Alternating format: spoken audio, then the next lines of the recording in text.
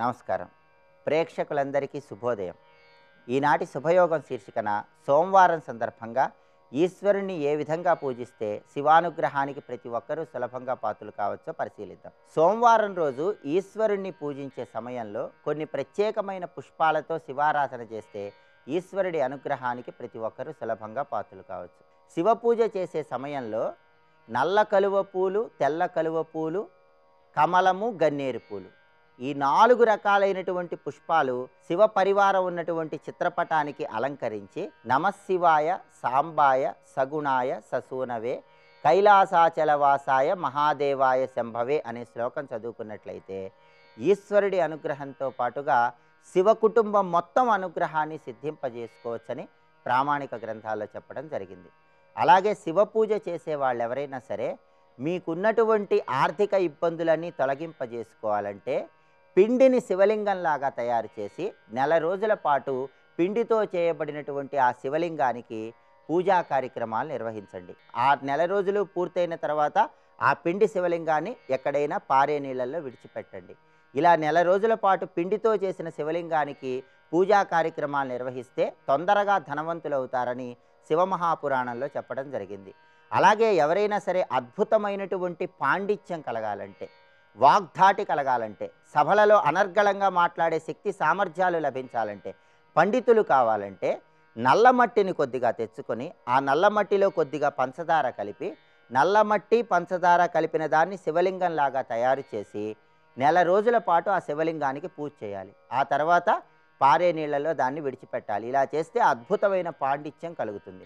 అలాగే ప్రజలలో ఆకర్షణను పెంపొందింపజేసుకోవటానికి, సాంఘిక వ్యవహారాల్లో విజయాలను సిద్ధింపజేసుకోవటానికి నల్లమట్టిలో కొద్దిగా పసుపు కలిపి శివలింగంలాగా తయారు చేసి నెల రోజుల పాటు ఆ శివలింగానికి అర్చన నిర్వహించాలి. ఆ తర్వాత పారే నీళ్లలో దాన్ని విడిచిపెట్టాలి. ఇలా చేస్తే సాంఘిక వ్యవహారాలలో అద్భుతమైనటువంటి విజయాలను సిద్ధింపజేసుకోవచ్చు. జాతకంలో అపమృత్యు దోషాలు ఉన్న వాళ్ళు ఎవరైనా సరే అపమృత్యు దోష తీవ్రతను తగ్గింపజేసుకోవాలంటే, దీర్ఘాయుర్దాయాన్ని పెంపొందింపజేసుకోవాలంటే గరిక పోచలన్నీ ఒక శివలింగం ఆకారంలో ఏర్పాటు చేసి దానికి ప్రత్యేకంగా పుష్పాలతో అర్చన చేయాలి. ఇలా చేస్తే అపమృత్యు దోష తీవ్రతను తగ్గింపజేసుకోవచ్చు. ఒక్కొక్క రకం శివలింగానికి పూజ చేయటం ద్వారా, అభిషేకం చేయటం ద్వారా ఒక్కొక్క రకమైనటువంటి ప్రయోజనాన్ని సిద్ధింపజేసుకోవచ్చని శివమహాపురాణంలో ప్రామాణికంగా చెప్పడం జరిగింది. అలాగే సోమవారం సందర్భంగా ఈశ్వరుడి పరిపూర్ణమైన అనుగ్రహం కలగాలంటే ఇది చైత్రమాసంలో వచ్చే సోమవారం కాబట్టి దవనం ఈశ్వరుడికి సమర్పించాలి. దవనం సమర్పించడం ద్వారా శివానుగ్రహానికి చాలా సులభంగా పాత్రలు కావచ్చు. అగ్నిపురాణం ప్రకారం స్వయంగా పరమేశ్వరుడు భైరవుడిని సువాసనలు కలిగినటువంటి చెట్టు రూపంలోకి మారిపోమ్మని ఆజ్ఞాపించాడు. అప్పుడు భైరవుడు దవనం అనే చెట్టు రూపంలోకి మారిపోయాడని మనకు అగ్నిపురాణంలో చెప్పడం జరిగింది. కాబట్టి దవనం సమర్పిస్తే మనోభీష్టాలన్నీ చాలా సులభంగా నెరవేరుతాయి. అలాగే శివాభిషేకం చేసేవాళ్ళు సోమవారం రోజు బొప్పాయి పండ్ల రసంతో శివాభిషేకం చేస్తే జాతకంలో ఉన్నటువంటి అవయోగాలన్నీ తొలగిపోతాయి. అంటే జాతక దోషాల తీవ్రతను తగ్గింపజేసుకోవటానికి బొప్పాయి పండ్ల రసంతో అభిషేకం చేయాలి. అలాగే ఒక చిన్న బంగారపు ముక్క నీళ్ళల్లో వేసి ఆ నీళ్లతో శివాభిషేకం చేస్తే శివానుగ్రహానికి ప్రతి ఒక్కరూ సులభంగా పాత్రలు కావచ్చు. అలాగే కొన్ని ప్రత్యేకమైనటువంటి శివలింగాలకు పూజ చేయటం ద్వారా అద్భుతమైన శుభ ఫలితాలు కలుగుతాయి. వాటిలో చింతామణి శివలింగానికి విశేషమైన ప్రాధాన్యత ఉంది. చింతామణి అనే పేరు కలిగిన రాయితో తయారు చేయబడిన చింతామణి శివలింగానికి ఉన్న ప్రత్యేకత ఏంటంటే శివశక్తి ఎక్కువగా మేళవించి ఉంటుంది. ఆ చింతామణి శివలింగానికి బంగారపు ముక్క కలిపిన నీళ్లతో అభిషేకం చేస్తే ఇల్లంతా బంగారుమయం అయిపోతుందని, ధనకనక వస్తువాహన ప్రాప్తిని సిద్ధింపజేసుకోవచ్చని ప్రామాణిక గ్రంథాల్లో చెప్పడం జరిగింది. ఇలా సోమవారం సందర్భంగా శివపూజ చేయండి. శివానుగ్రహానికి ప్రతి ఒక్కరూ సులభంగా పాత్రలు కండి. రేపటి శుభయోగం శీర్షికన సంకష్టహర చతుర్థి సందర్భంగా ఎలాంటి విధి విధానాలు పాటించాలో, తద్వారా ఎలాంటి ప్రయోజనాలు సిద్ధింపజేసుకోవచ్చో పరిశీలిద్దాం. నమస్కారం.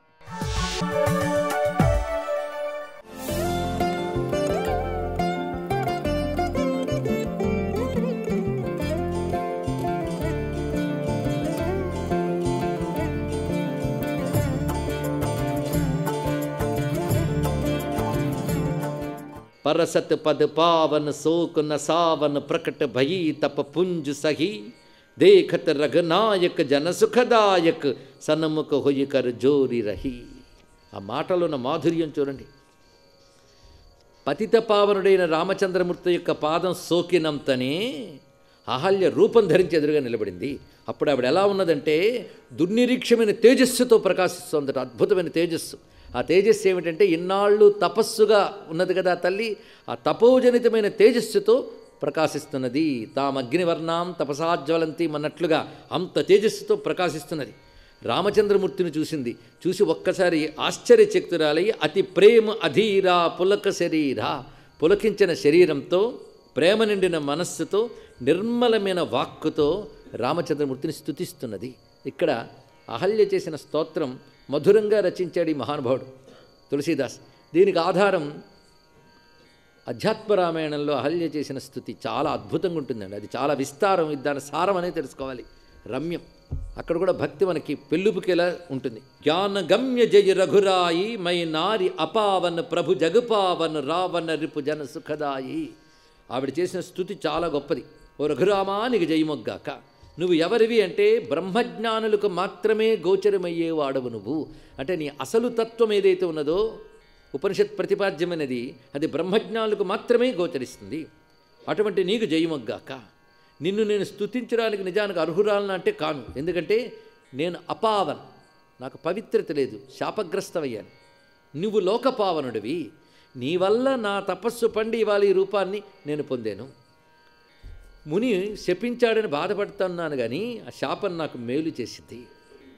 నీలాంటి దివ్యమంగళ విగ్రహం చూడాలంటే ఈ శిలావత్ ఉండి నేను తపస్సును ఆచరిస్తే కానీ నువ్వు కనబడవు. ఇవాళ నువ్వు కనబడ్డావు. ఇకపై నేను కోరుకుంటున్న కోరిక ఏంటంటే నా మనస్సు ఒక తుమ్మెదలా మారి ఎల్లవేళలా నీ పాదపద్మాల్లోనే ఉండాలి అని కోరుకుంటున్నాను. నీ పాదములు ఏమిటో నాకు తెలుసయ్యా. అది పద కముల పరాగా రస అనురాగా మమ మను మధుపు కరైపాన జహిపద్ సురసరిత్ పరమ పునీత ప్రకట్ భయీ శివ శిశుధరి. ఏ పాదముల నుంచి గంగ జనించిందో ఆ పాదము నీది. ఈ పాదములను ఆశ్రయించేటట్టు నన్ను ఆశీర్వదించు అని ఆ తల్లి శిరస్సు ఉంచి నమస్కరించింది. తన పతితో కలిసి ఆతిథ్యాన్ని ఇచ్చింది రామచంద్రమూర్తికి. ఈ విధంగా ఆ మహానుభావుడు అహల్యను అనుగ్రహించి మిథిలానగరంలోకి ప్రవేశిస్తున్నాడు. ఆ త్రోవలో గంగానదీ తీరం, ఆ గంగ గురించి చాలా అద్భుతంగా వర్ణిస్తున్నాడు తులసీదాస్. తులసీదాస్ గంగ మీద ప్రీతి సహజంగా ఉంటుంది, ఎందుకంటే కాశీవాసి కదా. ఆ ప్రయాగకు కూడా వెళ్ళాడు, కానీ గంగపై ప్రీతి. చలే రాము లక్ష్మణ్ ముని సంగా గయే జహాజగ పావని గంగా. లక్ష్మణ సహితుడై మునితో పాటు వెళ్తున్నటువంటి వాడు గంగను చూసి గంగకు నమస్కరించిన వెంటనే ఆ గాధిసుతుడు అనగా విశ్వామిత్రుడు వారు గంగాదేవి చరిత్రని చెప్పాడు. గంగ భూమికి ఎలా అవతరించిందో చెప్పి అంత పవిత్రమైంది నాయన గంగా అని చెప్పి వారు ముగ్గురు కూడా గంగా స్నానం చేసి ఆ గంగా తీరంలో చేయవలసినటువంటి తర్పణాది క్రియల్ని ఆచరించారు. అటు నుంచి క్రమంగా మిథిలానగరంలోకి ప్రవేశించారు.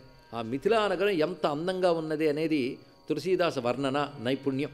తులసీదాస వర్ణనలు అని ఒక ప్రత్యేకంగా పరిశోధించవలసిన అంశం.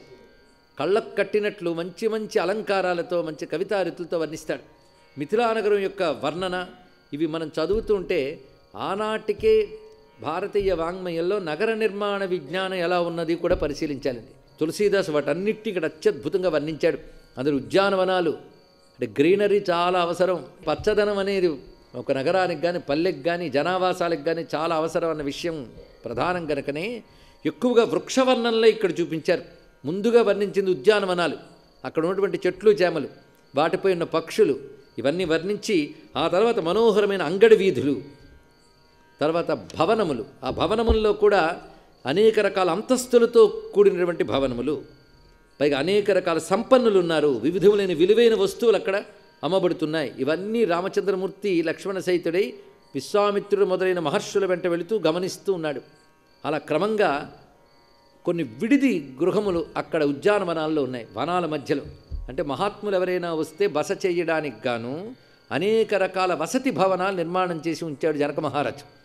అలాంటి భవనాల్లో భవన సముదాయం ఒకటి విశ్వామిత్రుడు వారితో వచ్చిన పరివారానికి కేటాయించబడింది. అక్కడికి చక్కగా ఆహ్వానం పలకడానికి వచ్చాడు జనక మహారాజు.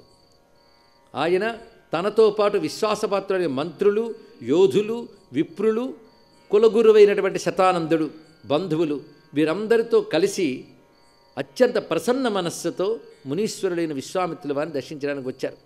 మనం ఇక్కడ గమనించినట్లయితే తులసి రామాయణంలో కానీ వాల్మీకి రామాయణంలో కానీ విశ్వామిత్రుడు పరమ ప్రశాంతంగా కనబడతాడండి. బ్రహ్మర్షి అయినప్పుడు ఇవన్నీ జయించిన వాడే బ్రహ్మర్షి అవుతాడు. అందుకే విశ్వామిత్రుడు ఎక్కడ క్రోధం కానీ శాపం కానీ రెండూ లేవు. అసలు రాక్షసుల్ని తాను సంహరించగలిగి కూడా సంహరించాలంటే శాపం ఇవ్వాలిగా. శాపం ఇస్తే తపస్సు ఖర్చు అయిపోతుంది. తపస్సు శాపాలకు ఖర్చు చేసేస్తే లోకక్షేమానికి ఏం మిగులుతుంది? అందుకు నేను తపస్సుతో వాళ్ళని ధ్వంసం చేయనయ్యా, క్షత్రియుడివే నువ్వు ప్రతాపంతో వాళ్ళని ధ్వంసం చేయాలని చెప్పాడు. ఎంత అద్భుతమైన తర్కం చూడండి అందులో ఉన్నది.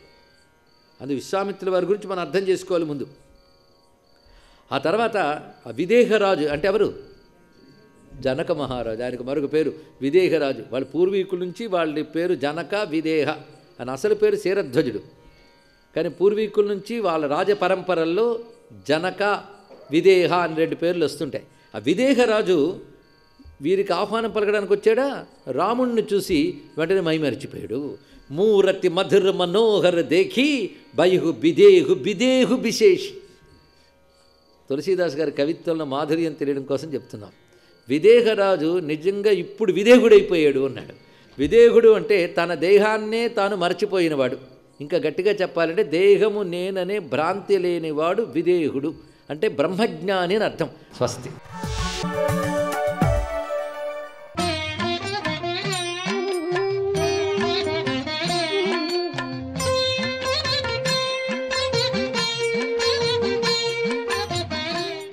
ఓం నమో నారాయణాయ. ఓం నమః శివాయ. శ్రీమాత్రే నమః. శివుని యొక్క దివ్యవంతమైన అనుగ్రహ కరుణా కటాక్ష వీక్షణాల్ని మనం ప్రతి ఒక్కరం కూడాను సంపాదించుకోవడానికి అభిషేక ప్రియ శివ అన్నారు. మదిలో మహాదేవుని స్మరిస్తూ పంచామృతాలతో అభిషేకాన్ని ప్రతి సోమవారం కూడాను ప్రతి ఒక్కరూ కూడాను నిర్వహించటం సర్వ విధాల అభ్యున్నత స్థితికి మార్గదర్శకం అవుతుంది. వివిధ రకాలైనటువంటి ద్రవ్యాలతో అభిషేకం చేస్తే ఎటువంటి సత్ఫలితం వస్తుందో మనకు శివమహాపురాణం చక్కగా వివరణ ఇచ్చింది. శివునికి బొప్పాయి రసంతో కనుక అభిషేకం చేస్తే వారి వారి జాతకంలో ఉండేటువంటి దుష్కర్మలన్నీ తొలగిపోవటానికి బొప్పాయి పండ్ల రసంతో పరమేశ్వరుణ్ణి అభిషేకం చేయాలి సోమవారం నాడు. తెల్లటి వెన్నపూసతో కనుక అభిషేకం చేస్తే మనోవికాసం అనేటువంటిది కలిగి తీరుతుంది. మనస్సు ఎప్పుడూ వికాసవంతంగా ఉండాలి కదా, నిరాశ నిస్పృహతో ఉండరాదు. మనోవికాసం కోసం వెన్నతో స్వామివారిని అభిషేకించవచ్చు. యాపిల్ పండ్ల రసంతో కనుక అభిషేకం చేసినట్లయితే తీవ్రతరమైనటువంటి బాధల నుంచి విముక్తి కలుగుతుంది అంటోంది శాస్త్రం. అలాగే పంచదార నల్లమట్టి కలిపి లింగాకారంగా తయారు చేసి ఆ యొక్క లింగాకారానికి కనుక అభిషేకం కనుక చేసినట్లయితే వాగ్ధాటి అనేటువంటిది కలిగి తీరుతుంది. ఇది శివుని యొక్క దివ్యవంతమైనటువంటి ప్రభావం. బిల్వదళాలు రుద్రాక్షలు ఈ రెండింటినీ కూడాను నీటిలో వేసి అభిషేకం కనుక పరమేశ్వరునికి కనుక చేసినట్లయితే ధన ప్రాప్తిని సిద్ధింపజేస్తాడు పరమేశ్వరుడు. ధనమూలం ఇదం జగత్తు కదండి. ధన ప్రాప్తి కావాలంటే రుద్రాక్షలు బిల్వదళాలు కలిపి నీటిలో వేసి అభిషేకం చేయండి. కపిల గోవు పేడను శివలింగ ఆకృతిలో తయారు చేసి మీరు గనక పూజ చేసినట్లయితే చాలా చక్కటి వ్యాపార అభివృద్ధి కలుగుతుంది అంటోంది శివమహాపురాణం. అంతేకాదు సోమవారం నాడు శివునికి నీటిలో గన్నేరు పూలు వేసి ఆ నీటితో కనుక అభిషేకం చేసినట్లయితే స్వామివారు జీవనోపాధిని కలిగింపచేస్తాడు. అంటే ఉద్యోగంలో ఉన్నతమైనటువంటి స్థితిగతులు సాధించడానికి గన్నేరు పూలను నీటిలో వేసి ఆ పూలతో నమస్తేస్తు భగవన్ విశ్వేశ్వరాయ మహాదేవాయ త్ర్యంబకాయ త్రిపురాంతకాయ కాలాగ్నిరుద్రాయ నీలకంఠాయ నమశివాయ హర హర హర మహాదేవాని అభిషేకం చేస్తే చాలు జీవన భృతి సిద్ధింపచేస్తాడు ఆ పరమేశ్వరుడు అంటోంది శాస్త్రం. సర్వే జనా సుఖినో భవంతు.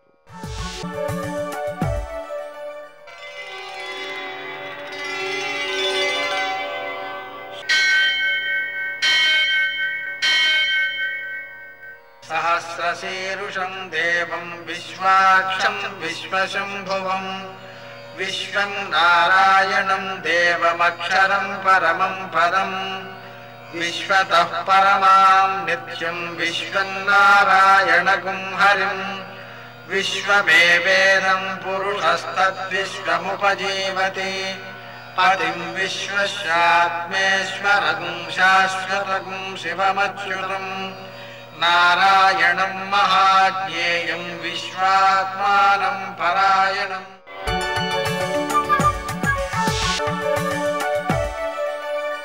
सूर्यशौर्यमथेन्दुरिन्द्रपदवी सन्मङ्गलं मङ्गलम्। मृत्युंजयाय रुद्राय नीलकंठाय संभवे अमृतेशाय सर्वाय महादेवाय ते नमः। నేటి కాలమాన విశేషాలను గమనిద్దాం. స్వస్తిశ్రీ చాంద్రమాన శుభకృన్నామ సంవత్సరం ఉత్తరాయణం వసంత ఋతువు చైత్రమాసం కృష్ణపక్షం సోమవారం. సూర్యోదయం 6:01 సూర్యాస్తమయం 6:29 తిథి విధియ సాయంకాలం 7:24 వరకు. నక్షత్రం విశాఖ రాత్రి 3:38 వరకు. వర్జం ఉదయం 10:43 నుంచి మధ్యాహ్నం 12:11 వరకు. దుర్ముహూర్తం మధ్యాహ్నం 12:40 నుంచి 1:30 వరకు. మరల మధ్యాహ్నం 3:10 నుంచి 3:58 వరకు. అమృతకాలం సాయంకాలం 7:33 నుంచి 9:01 వరకు. రాహుకాలం సోమవారం కాబట్టి ఉదయం 7:30 నుంచి 9 గంటల వరకు. అష్టకవర్గ రీత్యా శుభప్రదమైన సమయం ఉదయం 10 గంటలకు. నేటి విశేషం సోమవారం. సోమవారం సందర్భంగా మనం గౌరీ శంకరులను చంద్రుణ్ణి పూజ చేసుకోవడం ద్వారా చంద్రగ్రహ సంబంధమైనటువంటి గోచార సంబంధమైన దోషాలతో పాటుగా జాతక దోషాలు కూడా తొలగిపోతాయి. విశేషించి గండ దోషాలు కానీ ఆరోగ్య దోషాలు కానీ తొలగిపోతాయి. శివుని యొక్క అనుగ్రహంతో ఆహారం, ఆరోగ్యం, ఐశ్వర్యం అన్నీ సిద్ధిస్తాయి. నేటి ఆణిముత్యాలు.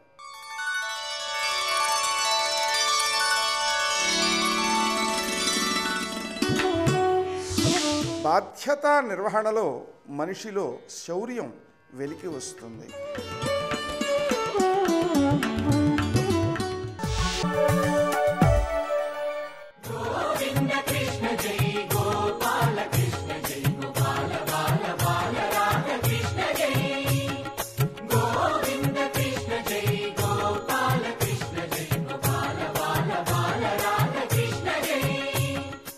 సుడి ఎరుగని హరిసుడివడ.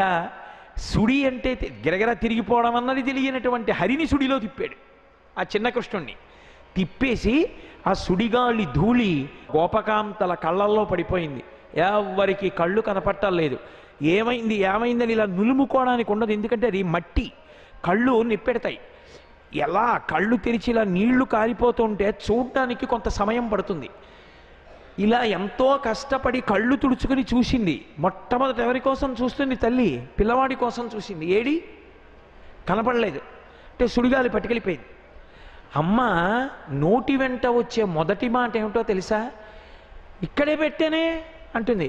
ఇక్కడ పెట్టి తనయుడిక్కడ నాడుచునుండే గాలి తానెక్కడ నుండి వచ్చే శిశువెక్కడి మార్గము పట్టిపోయే నేడెక్కడ చొత్తునంచు అసితెక్షణ గ్రేపు తెరంగు ఖిన్నయై పొక్కుచువాలు గోవు క్రియ భూస్థలి వాలె దురంత చింతయై. బా ఏమి రచనండి పోతన గారిది. ఇక్కడ పెట్టి ఇక్కడే పెట్టాను పిల్లాన్ని. తనయుడిక్కడ నాడుచునుండే, ఇక్కడే ఆడుకుంటున్నాడు పిల్లాడు. గాలి తానెక్కడ నుండి వచ్చే, ఎక్కడి నుంచి వచ్చింది గాలి? శిశువెక్కడి మార్గము పట్టిపోయే, పిల్లాడు ఎక్కడికి వెళ్ళిపోయాడు? ఆ పిల్లవాడి కోసమని గుండెలు బాధేసుకుంటూ ఆ కొప్పు విడిపోయి ఏడుస్తూ ఆ సుడిగాలి వెళ్ళిన వైపు పరిగెత్తడంలో ఆ చీరలో 2 కాళ్ళు పడిపోయి నేల మీద దబేల్న పడిపోయింది. అది తల్లి మనసు అలా ఉంటుంది. కాబట్టి అటువంటి అమ్మ యశోద దానికి మినహాయింపు ఎందుకు అవుతుంది?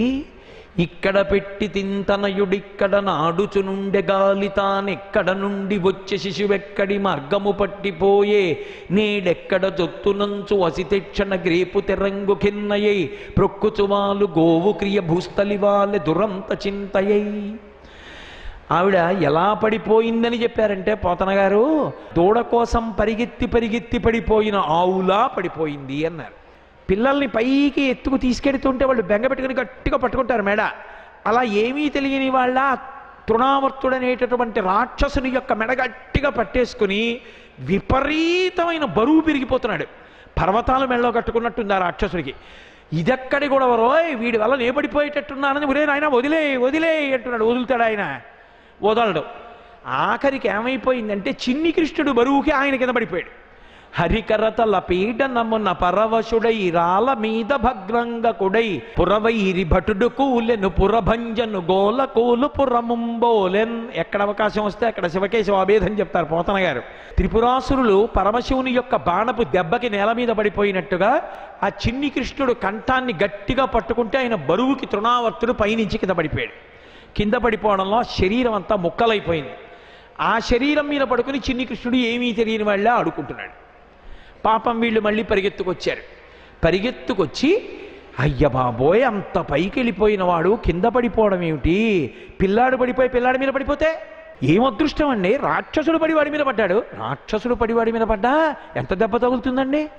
ఎలా నవ్వుతూ ఆడుకుంటున్నాడండి పిల్లాడు! అసలు చాలా ఆశ్చర్యం.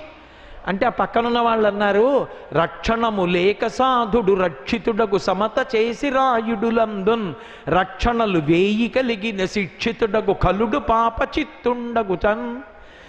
ఎన్ని రక్షణలు పెట్టుకున్నా పరమ పాపాత్ముడైనటువంటి వాడు మరణించి తీరుతాడు. ఏ రక్షణ పెట్టుకోకపోయినా భగవద్భక్తుడైన వాడు ఆపదలో రక్షింపబడి తీరుతాడు. అందుకే ఈ పిల్లవాడు దక్కాడు, నందయశోదలు అటువంటి వారు కాబట్టి అన్నారు. అక్కడ ఒక యశోద ఒక అద్భుతమైన మాట చెప్పింది.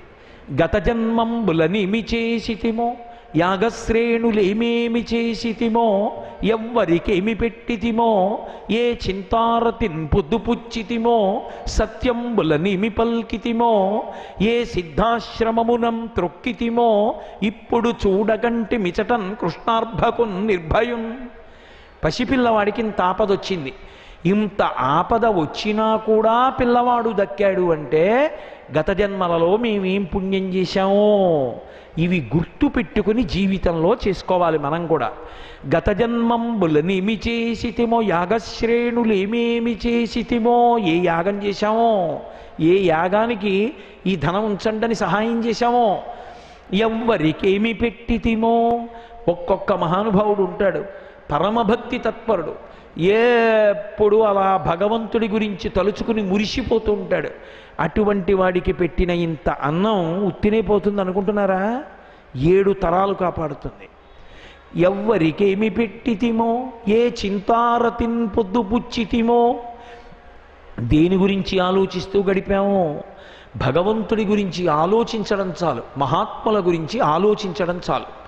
ఏ చింతారతిన్ పొద్దుపుచ్చితిమో సత్యంబులనేమి పల్కితిమో, ఏ నిజం చెప్పామో, ఏ సిద్ధాశ్రమమునం త్రొక్కితిమో, ఏ మహాపురుషులు ఉన్నటువంటి ఆశ్రమ ప్రాంగణాలు తొక్కామో. భగవాన్ రమణులు ఉన్నటువంటి అరుణాచలంలో ఆ తపోవనాన్ని తొక్కామో, లేకపోతే కావ్యకంఠ గణపతి ముని ఉన్నటువంటి నైరుతి లింగం ఉన్నటువంటి ప్రదేశాన్ని తొక్కామో, రామకృష్ణ పరమహంస ఉన్నటువంటి కలకత్తా కాళికా దేవాలయాన్ని తొక్కామో, చంద్రశేఖరేంద్ర సరస్వతి మహాస్వామి ఉన్న కంచికామకోటి పీఠాన్ని కాల్తో తొక్కామో. శృంగగిరిలో ఒకరా ఇద్దరా? చంద్రశేఖర భారతీ స్వామివారు, ఉగ్ర నరసింహ భారతీ స్వామివారు, సచ్చిదానంద శివాభి నరసింహ భారతీ స్వామివారు, శ్రీమద భైవినవ విద్యాతీర్థ మహాస్వామివారు, ఇంతమంది మహాత్ములు నడయాడినటువంటి ఆ భూమి తొక్కాము. ఏ సిద్ధాశ్రమమునం త్రొక్కితిమో ఇప్పుడు చూడగంటి మిచటన్ కృష్ణార్భకున్ నిర్భయున్. అర్భకుడైనటువంటి కృష్ణుణ్ణి చూడగలిగామన్నారు. అంటే ఆయన తృణావర్తుడన్న రాక్షస సంహారం చేశాడు. ఇందులో తెలుసుకోవలసినటువంటి ప్రధానమైన సారాంశం, తృణావర్తుడు అంటే తృణము అంటే గడ్డిపరక, ఆవర్తము అంటే తిప్పుట. మనం ఎప్పుడు గడ్డిపరక అయిపోతామంటే మనకి పరమేశ్వరుడు ఇచ్చినటువంటి ఈ జన్మ యొక్క వైశిష్ట్యము తెలియకుండా ఎప్పుడు పోతుంది అంటే అర్ధకామములు రెండూ పక్క పక్కన చేరితే.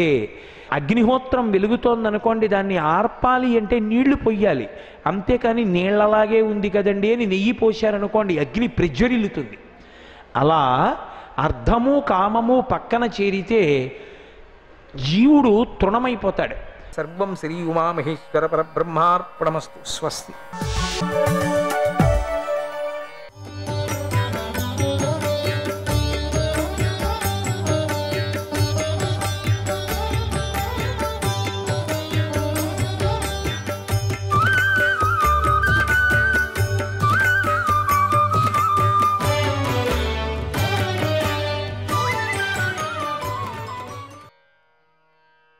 ఓ ధర్మరాజా, నేను నిర్మించిన సభ అచ్చం నీ సభలాగానే ఉంటుంది.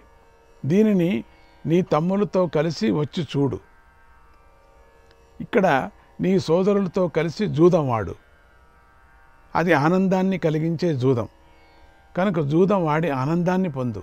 మిమ్మల్ని కలుసుకోవటం వల్ల మేమందరము చాలా సంతోషిస్తాం. అంతేకాదు, మిమ్మల్ని చూసి చాలా రోజులైంది కనుక మిమ్మల్ని చూడాలనిపిస్తుంది. ఇది నా ఆజ్ఞ అని ఆ మహారాజు ఆజ్ఞాపించాడు.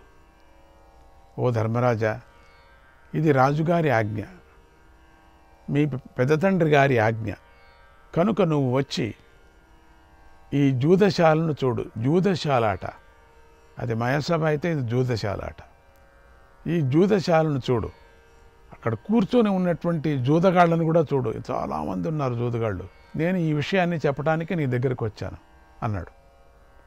అప్పుడు ధర్మరాజు ఇలా అన్నాడు,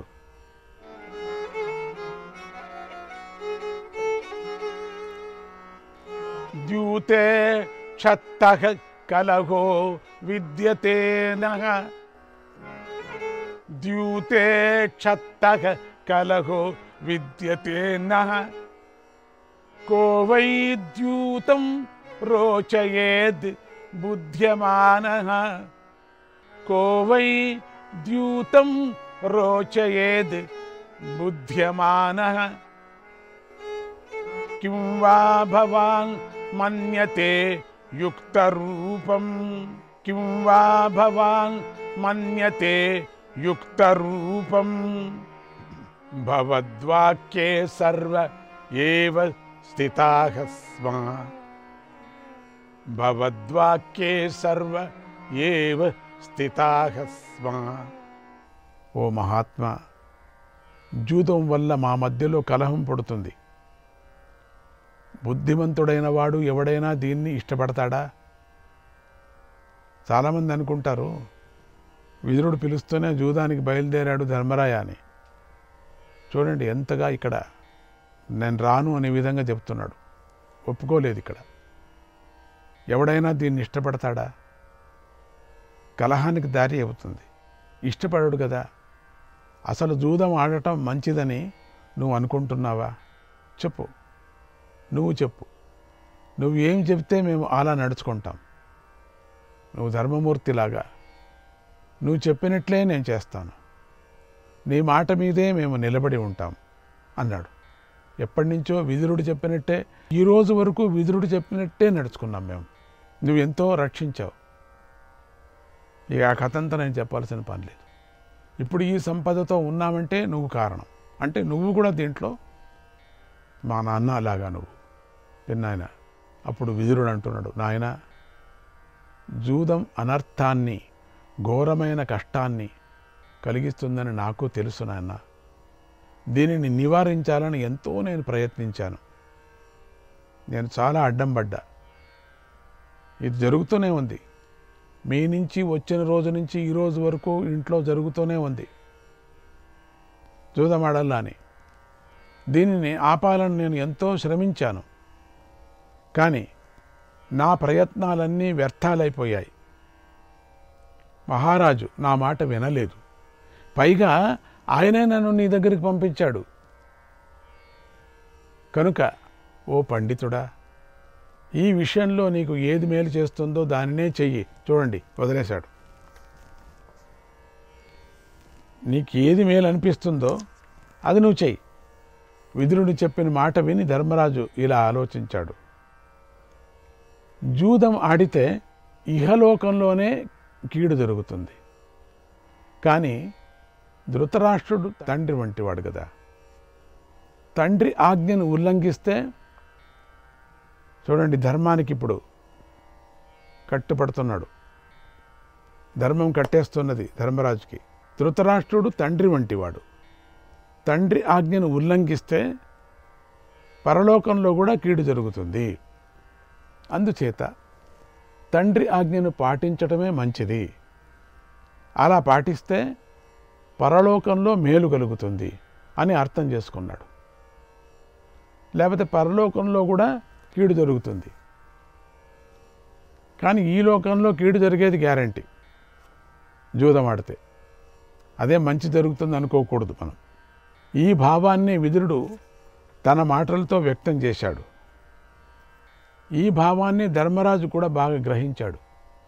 వెంటనే ధర్మరాజు విదురుడితో చెప్తున్నాడు, మహాత్మా, ఆ జూదం జరిగే చోట ధృతరాష్ట్రుడి కొడుకులు కాకుండా జూదాన్ని ఎవరు ఆడతారు?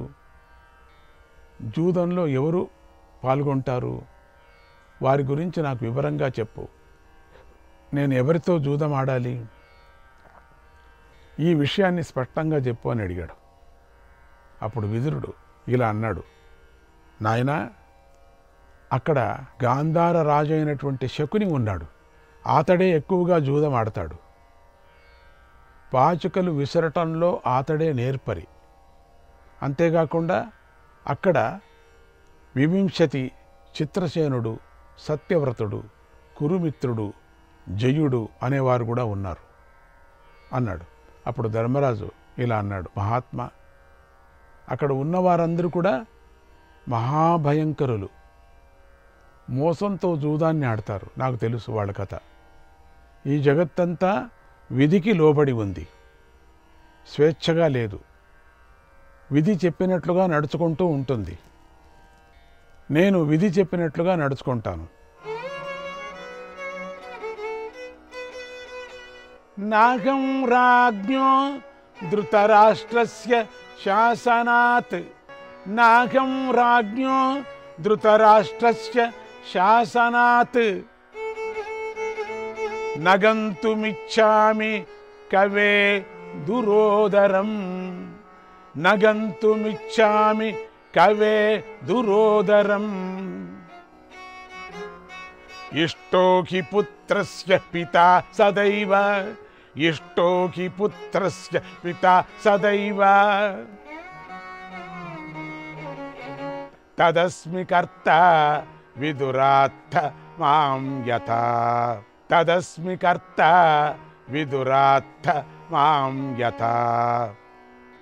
వాళ్ళంతా ఉన్నారు అనిపిస్తూ ఉండంగానే అర్థమైపోయింది ధర్మరాజుకి, ఏదో జరుగుతుంది ఇక్కడ అని.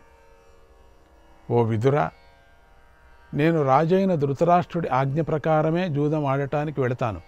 అది ఆజ్ఞ కదా, రాజు కదా. రెండవది తండ్రి. జూదం ఆడటానికే వెళతాను. ఎందుకంటే పుత్రుడికి తండ్రి ఎప్పుడూ కూడా ప్రియమైన వాడు కదా, కాదా? నాకు కూడా తండ్రి అయినటువంటి ధృతరాష్ట్రుడంటే ఎంతో ఇష్టము. నా తండ్రిలాగా ఆయన. తండ్రే పెద్ద తండ్రి కనుక నువ్వు చెప్పినట్లుగానే నేను చేస్తాను. ధృతరాష్ట్రుడు నన్ను పిలవకుండా ఉంటే ఎంతో బాగుండేది.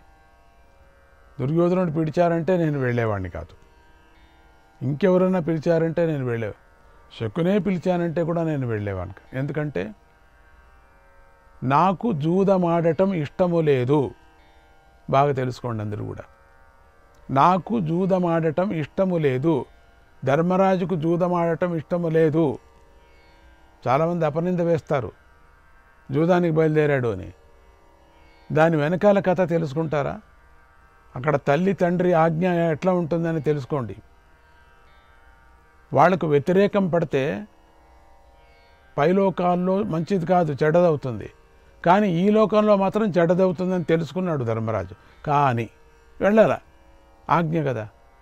అందుకని ధర్మరాజుకి ఎప్పటికీ జూదమాడటానికి ఇష్టము లేదు అనేది జ్ఞాపకం పెట్టుకోండి. అట్లనే ధృతరాష్ట్రికి కూడా జూదమాడటం ఇష్టము లేదు. కానీ ధర్మరాజు తెలిసే వెళుతున్నాడు, ఇది ఏం జరుగుతుందో జరగని అనే తీర్మానించుకున్నాడు ధర్మరాజు. భయపడలేదు. నేను రాను అంటే ధిక్కరించినట్టు అవుతుంది. తండ్రి మాట. మహారాజు కదా, ఇంతవరకు తండ్రే కదా, వాళ్ళంతా ఒకే చోట పెరిగిన వాళ్ళు కదా, పెంచిన తండ్రి కదా, అది ఒకే రక్తంలో పెదనాయన కదా. అందుకని తండ్రి మాట నేను దాటకూడదు. అందుకని వెళ్ళాల్సి వచ్చింది. అందుకని బలవంతంగా జూదం ఆడిస్తున్నాడు. ఇక్కడ దుర్యోధనుడు మాట చెప్పకపోయినా బలవంతంగా విధి ఆడిస్తుంది అని చెప్పారు, విధి మీద పెట్టారు. అందుకని నాకు జూదం ఆడటం ఇష్టం లేదు విదురా, నాకు జూదం ఆడాలనేటువంటి కోరిక ఎప్పటికీ లేదు, నీకు తెలుసు కదా. ఆ శకునితో నేను జూదం ఆడేవాడిని కాదు, నాకు తెలుసు శకుని ఎటువంటి వాడని. ఆడికి అసలు వాడి ముఖం చూస్తానా నేను. అయితే ఇది మహారాజు గారి ఆజ్ఞ, ధర్మాజ్ఞ, ఇది ధర్మం. ఇది మహారాజు పిలిచాడు. పిలిచిన తర్వాత నేను ఎప్పుడూ వెనక్కు వెళ్ళను. ఎందుకంటే ఇది నా వ్రతం, అడిగిందంతా ఇవ్వాలి కదా. ఇది చెప్పారు కదా, వ్రతం చేస్తున్నాడు కదా ధర్మరాజ, ఎవరేం అడిగితే అది ఇవ్వటమని. ఆయన అడిగాడు, ఇస్తున్నాను, ఇది నా వ్రతం అని ధర్మరాజు వెంటనే ప్రయాణానికి ఏర్పాట్లు చేయండి అని సేవకులకు ఆజ్ఞాపించాడు. తమ్ముళ్ళ దగ్గరికి కూడా అడగలేదు, అడగలసిన పని లేదు. ఎందుకంటే ధర్మరాజును అనుసరిస్తారు తమ్ముళ్ళు, వాళ్ళ మంత్రాలోచన చేయాల్సిన పని లేదు. ధర్మరాజు ఏం చెప్తే అది అంతే. ఒక ఊరికే సభ పెట్టుకొని టైం వేస్ట్. ఆయన బయలుదేరమంటే బయలుదేరతారు, వద్దంటే వద్దు, కొట్టంటే కొట్టు, నరకంటే నరకు, అంతే. తెల్లవారింది. ధర్మరాజు సోదరులతోనూ బంధువులతోనూ సేవకులతోనూ ద్రౌపది మొదలైన స్త్రీలతోనూ కలిసి హస్తినాపురానికి బయలుదేరాడు. దైవం హి ప్రజ్ఞాం ముష్ణాతి చక్షుస్తేజ వివాపతత్, చక్షుస్తేజ వివాపతత్. దాతుశ్చ వశమన్వేతి, దాతుశ్చ వశమన్వేతి. పాశైరివ నరగస్థితః, పాశైరివ నరగస్థితః. మిరుమిట్లు గొలిపే కాంతి పడటంతోనే కనులు మూసుకొని పోతాయి. అలాగే దైవం కూడా మానవుడి ప్రజ్ఞను హరిస్తుంది. ఇప్పుడు పెద్ద పెద్ద లైట్లు చూస్తున్నాం అనుకోండి, అవి అసలు ఆ లైట్లతో చూస్తూనే ఇట్లా కళ్ళు మూసుకోవాలనిపిస్తుంది. పెద్ద పెద్ద సూర్యుడు వెలుతురు చూస్తున్నాం అనుకోండి, మూసుకోవాలనిపిస్తుంది. టార్చ్ లైట్ వేస్తూనే మూసుకోవాలనిపిస్తుంది. అట్లనే మనిషి కూడా పాశాలతో కట్టబడినట్లుగా మనుష్యుడు కూడా విధాతకు వశమైపోతాయి. ఇది పాశాలు రక్షించుకుంటుంది, ధర్మం కదా, తాను రక్షించుకుంటుంది కదా, అది విధాతకు వశమైపోతాయి కదా. సూర్యుడి వెలుతురుకి వశమైపోతాయి కదా. సూర్యుడి వెలుతురు ప్రకాశిస్తుంటే వశమైపోతాయి, కళ్ళు మూసుకుంటాయి, దాంట్లో వశమైపోతాయి. అట్లా విధాతకు వశమైపోవాలా అని ధర్మరాజు తీర్మానం చేసుకున్నాడు. ధర్మరాజుకు ధృతరాష్ట్రుడి పిలుపును ఒప్పుకోవాలని లేదు అక్కడ, నిజమే. అయినా విదురుడితో బాహ్లీకుడు తయారు చేసిన రథాన్ని ఎక్కాడు. ఒప్పుకోలేనని కూడా లేదు, అంతవరకు యోచన చేశాడు పాపం. తమ్ములందరితో కలిసి హస్తినాపురానికి బయలుదేరాడు. విదురుడు కూడా పిలిచాడు కదా, అందుకని విదురుడి మాటను కూడా కాదనలేకపోయాడు. ఒకవేళ తాను వెళ్ళకపోతే విదురుడికి కష్టమవుతుంది, తనకు అపకీర్తి వస్తుంది. అందుకని బయలుదేరాడు. ఆయన వెంట బ్రాహ్మణులు కూడా కదిలి వెళ్ళారు. మేము కూడా వస్తున్నామని వార్తను త్వరగా వెళ్ళే దూతలతో ధర్మరాజు ధృతరాష్ట్రుడికి పంపించాడు. వచ్చేస్తున్నాం మేమంతా అని. అలా పాండవులు హస్తినాపురానికి వెళ్ళటానికి సిద్ధమై రాజుగారి ఆజ్ఞను పాటించాడు. విప్రులు శుభాన్ని కలిగించే మంత్రాలను పఠించారు. ధర్మరాజు దౌమ్య మహర్షితో కలిసి మందిరం నుంచి బయటకు వచ్చాడు అంటూ తన ప్రయాణం సుఖంగాను జయప్రదంగాను సాగాలని విప్రులకు ధనం ఇచ్చాడు. ఇతరులు అడిగిన వస్తువులన్నిటినీ ఇచ్చాడు.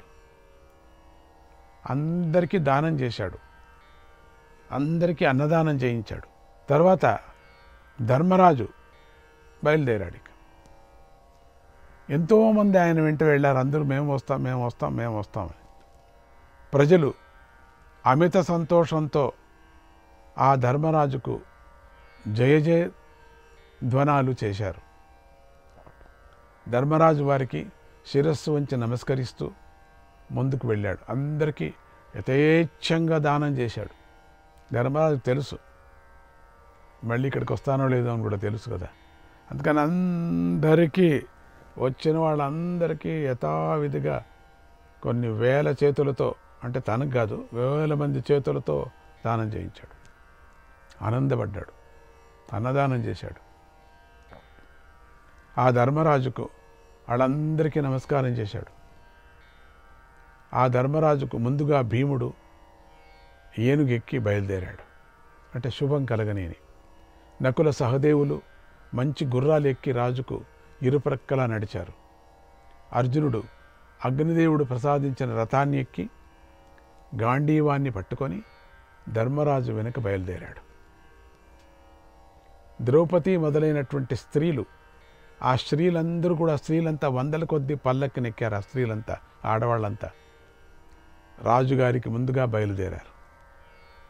అప్పుడు వారు వెళుతున్న ప్రాంతమంతా రకరకాల వాద్యాల ధ్వనులతో మారుమ్రోగించింది. అలా వారి ప్రయాణం మేళతాళాలతో ఆనందంగా, ఈ ఊర్లో ఒక మేళతాళం అయిపోతూనే ఇంకొక ఈ ఊరు నుంచి ఆ ఊరికి వదిలేవాళ్ళు, ఆ ఊరు వాళ్ళు అక్కడి నుంచి వేరే మేళతాళం, ఆ పద్ధతులే వేరే, వీళ్ళు వెనక్కి వెళ్ళిపోయేవారు. అక్కడి నుంచి ఇంకొక ఊరికి మేళతాళాలు. ఆ విధంగా బయలుదేరింది ఉత్సవం. అందంగా సాగింది. అప్పుడు ఆ పాండవ సైన్యం ఎంతో అందంగా కనిపించింది.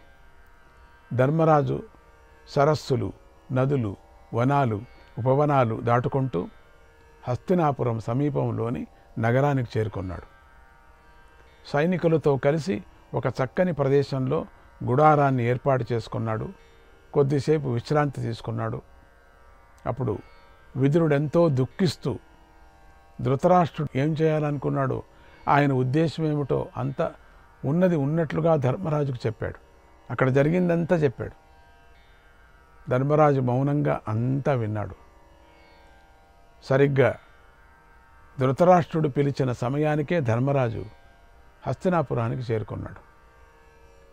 ముందుగా ఆయన భవనానికి వెళ్ళి ఆయననే కలుసుకున్నాడు. తర్వాత భీష్మద్రోణులను కలుసుకున్నాడు. తర్వాత కర్ణ కృపులను కలుసుకున్నాడు. అశ్వత్థామను గౌరవించాడు. తర్వాత ధర్మరాజు సోమదత్తుణ్ణి కలుసుకున్నాడు. అంతకుముందే అక్కడికి వచ్చిన దుర్యోధనుడు, శకుని, శల్యుడు మొదలైన వారిని కూడా ధర్మరాజు కలుసుకున్నాడు. తర్వాత దుశ్శాసనుడిని, అతని సోదరుణ్ణి జయద్రథుడిని కలుసుకున్నాడు. కౌరవులందరినీ కలుసుకున్నాడు. చాలామంది ఉన్నారు కదా, వందల మంది. వాళ్ళందరినీ ఒక్కొక్కరిని కలుసుకున్నాడు. అదే చాలా టైం అయిపోయింది. సోదరులతో కలిసి ధర్మరాజు ధృతరాష్ట్రుడి భవనంలోకి ప్రవేశించాడు. అక్కడ కోడళ్లతో కలిసి ఉన్న గాంధారిని చూసి నమస్కారం చేశాడు. గాంధారి ధర్మరాజును ఆశీర్వదించింది. శ్రీకృష్ణాయ పరమాత్మనే నమః.